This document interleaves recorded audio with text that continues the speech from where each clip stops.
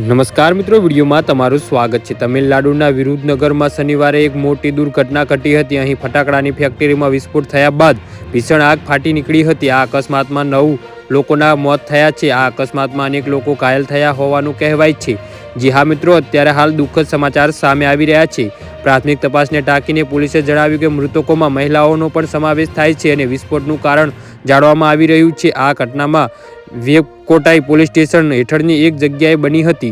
જી હા મિત્રો, અત્યારે હાલ દુઃખદ સમાચાર સામે આવી રહ્યા છે। સ્થાનિક લોકોના જણાવ્યા અનુસાર વિસ્ફોટની તીવ્રતા એટલી વધારે હતી કે ફટાકડાની ફેક્ટરી સિવાય 4 ઇમારતો ધ્વસ્ત થઈ ગઈ હતી અને આ ફેક્ટરીનો માલિક વિજય નામનો વ્યક્તિ હોવાનું કહેવાય છે।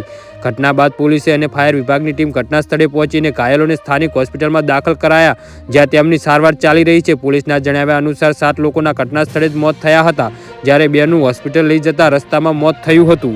જી હા મિત્રો, તો આના વિશે તમારું શું કહેવું છે તો નીચે અમારી કોમેન્ટ બોક્સમાં જરૂરથી જણાવજો અને અમારી યુટ્યુબ ચેનલને સબસ્ક્રાઇબ કરવાનું ના ભૂલતા। વિડીયો પૂરો જોવા બદલ તમારો ખૂબ ખૂબ આભાર।